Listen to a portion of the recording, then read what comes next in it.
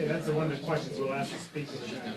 The reporters here voting behind me in just a matter of minutes. He has advised the House that it will come back within 36 hours after the Senate acts, or the House has been out of session since September 19th amid this standoff. But the first big question is when the Senate will give final passage to this bill, which cleared a key procedural hurdle last night by the narrowest of margins, with 60 votes, 8 Democrats voting in favor of advancing this package. But in order to get to a final vote, it would require all 100 senators to actually agree to schedule that vote. So that could take some time, which also could mean that this could push reopening the government until sometime perhaps in the middle of the week, maybe a little bit later. That is a key question. Also, the political fallout of all of this. We're seeing a lot of pushback on the left flank of the House and Senate Democratic caucus, other Democrats who believe the deal that was ultimately cut was not sufficient, because what Democrats who voted for this bill ultimately agreed to was not to include an extension of those expiring Obamacare subsidies as part of this funding package. Instead, they agreed to a standalone vote, a separate vote on this issue. They got a commitment from the Republican leader in the Senate to have a vote on that by the second week of December. I caught up with Senator Tim Kaine, one of those 8 Democrats who voted for this plan, and I asked him whether or not he believed the shutdown fight was worth it.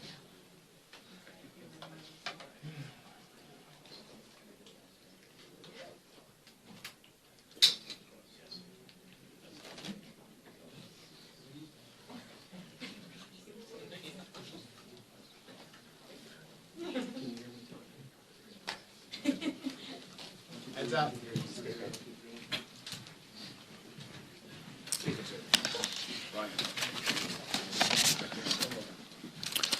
Good morning, everybody. I'm very thankful to see you all this morning. I'm thankful to welcome you to what appears to be the beginning of the end of the longest government shutdown in U.S. history, as shameful as that is. I don't think it's coincidental, you know how I think, but it's after 40 days of wandering in the wilderness and making the American people suffer needlessly, some Senate Democrats finally have stepped forward to end the pain. It appears to us this morning that our long national nightmare is finally coming to an end, and we're grateful for that. At least some Democrats now finally appear ready to do what Republicans and President Trump and millions of hardworking American people have been asking them to do for weeks. But as we said from the beginning, the people's government cannot be held hostage to further anyone's political agenda. That was never right. And shutting down the government never produces anything. It never has, if you study history. And so here we are.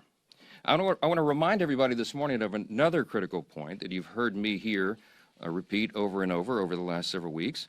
It's something that I and Leader John Thune and President Trump and every Republican leader have all said repeatedly from the beginning. We have always been open to finding solutions to reduce the oppressive costs of health care under the Unaffordable Care Act. We just made clear that we would not and should not ever do that, that is, negotiate as hostages.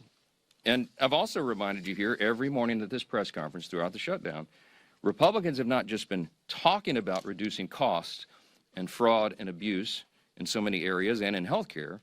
We've been actually passing new laws to accomplish that urgent mission for the people, and we will continue to do so. So here's where we are by way of schedule, just so you know, you're following. And if you're not at home, if you're waking up to this good news this morning, the Senate's vote late last night of 60 to 40 opens the door now. The Senate is moving forward on an amended House CR, a continuing resolution, that will reopen the government until January 30th. Added to that are provisions to fully fund SNAP provisions through the end of the next fiscal year, which is September 2026, guaranteed back pay for all federal workers who have been made to endure these hardships over the last several weeks. And it also includes passage of 3 appropriations bills, which we're grateful to be moving through the process. That is the Military Construction and Veterans Affairs bill, it's the Agriculture bill, and the Legislative Branch bill. The Senate will be back in session this morning to finish their job, and we're certainly praying that they do. They'll need unanimous consent from all senators to fast-track their final vote. As you know, there are some procedural hurdles that one or more could throw in the way, but we certainly hope that they won't do that because so many people across this country are desperate for the government to reopen. At the very moment that they do that final vote, I will call all House members to return to Washington as quickly as possible. We'll give a 36-hour formal and official notice so that we can vote as soon as possible to pass the amended CR bill and get it to the president's desk. As you all know, and he said as recently as last night, I was with him, and he told the press, he said, we want to get the government open. He's very anxious to get the government reopened and to end the Schumer shutdown. We all are. With regard to the travel challenges, I spoke yesterday at some length with Transportation Secretary Sean Duffy, my former colleague and good friend, and he lamented the serious situation that we have with air travel in the U.S. He's bent over backwards, as all members of the administration and the cabinet have done in all of their areas of jurisdiction, to try to keep the government working for the people and to mitigate the pain and the harm. But the problem we have with air travel is that our air traffic controllers are overworked and unpaid, and many of them have called in sick. It's a very stressful job, and even more stressful exponentially when they're having trouble providing for their families. And so air travel has been grinding to a halt in many places. And as of Sunday, nearly half of all domestic flights and U.S. flights were either canceled or delayed. And it's a very serious situation. So I'm saying that by way of reminder. I'm stating the obvious to all my colleagues, Republicans and Democrats in the House. You need to begin right now returning to the Hill. We have to do this as quickly as possible.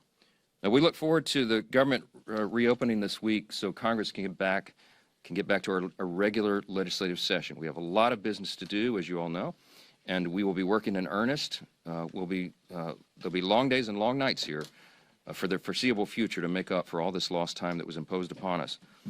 I want to close with something that's important. I think it's important to say that this is genuine. I mean this sincerely. We applaud the 7 Senate Democrats and 1 independent senator who did the right thing. They decided to put principle over their personal politics.